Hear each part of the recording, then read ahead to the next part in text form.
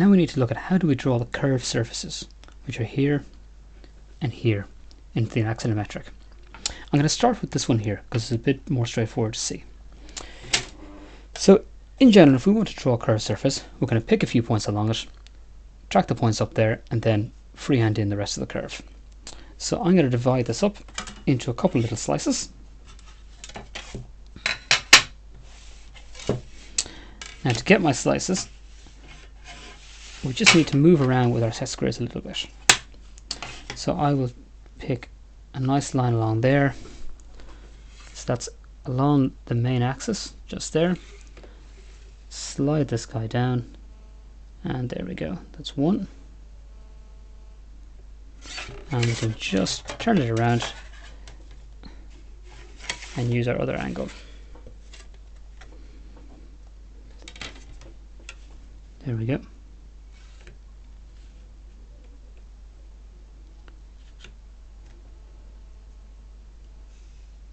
There we go. So now I've got 4 points that I can pick up on this curve. Of course, I need to match them up with 4 points here, and this is where it can get a little bit tricky. There's no way for me to see where those points are. However, there is a nice simple solution. We need to do a projection of a true shape in here on this drawing, and then we can divide it up nice and easily and take the points back. So I'm going to do a little construction there.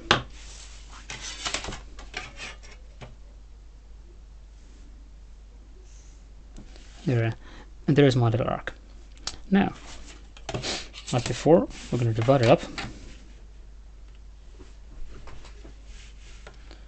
We just take a nice straight edge. We'll take this one here,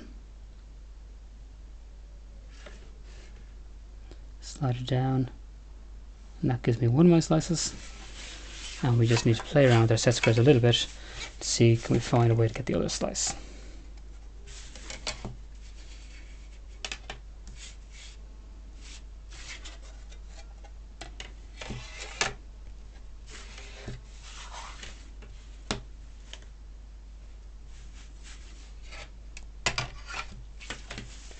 And there we have it.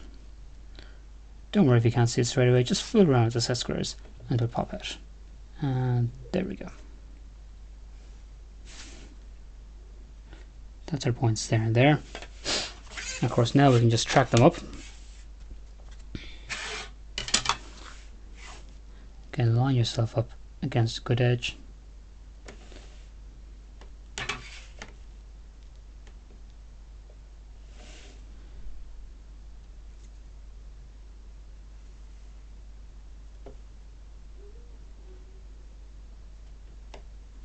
And if it moves, which does happen, just go back and reset. It only takes a second, it's worth getting it right. And there we go. So there we have points top and bottom. Because remember, this curve has a top of it and a bottom of it, so we're going to actually have to do a lot of this twice. Okay, now we're ready to go. So we're going to start by going along the bottom edge there. So this is obviously one corner. The other one, I actually have a construction line coming here at 30. We took it up from before and it comes across. So somewhere along here is going to be the end. And I can find that out now by coming up there. So that is the end of my curve. Now, we'll start with this point here. On the bottom, I'm going to bring it up. Then I'm going to bring it across. So that's this guy right here.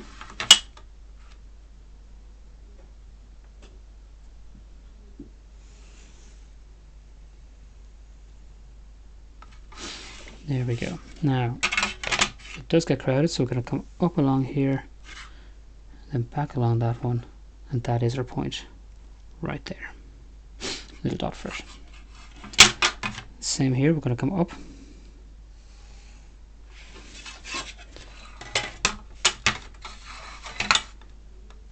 And then we're going to come across.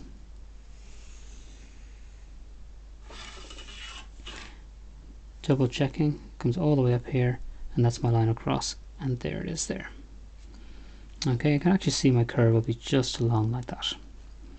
Now we need to get the top of the curve also. So let's figure out how high it is. We'll find that point there. That's nice and easy, because that's going to be somewhere along this line. There we go. That's the top. And now we just need to come along here. This top line. Of course, because this has already come up, that's nice and easy to find. Same again here. Come along there. Now, I can see that one's gone off a bit, just because my t-square wasn't sitting quite right. So we'll reset and do it again. Now we'll come across here. There's a line there. That almost makes it, so we're just going to extend that construction line up a little bit. And there it is. Again, I can see it's looking nice and symmetrical.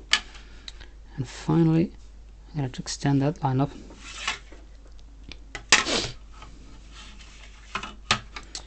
Want this top point here.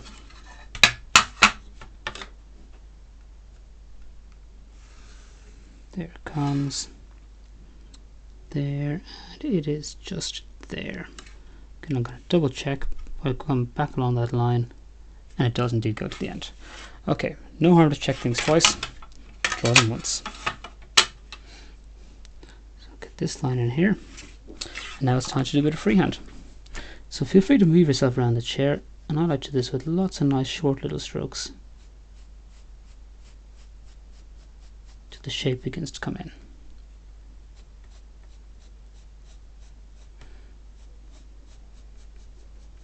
There we go. Again, some nice construction lines around the top. Getting nice and darker as we begin to see the shape. And that's it there. We're missing a line to connect the top. There we go. And I can see this is where the top edge is, and we'll come back along here. And you can see there's a little line that wants to go in just there. Now, that's the front section of this thing completed. Now all we need to do is finish the ellipses in the half pipe.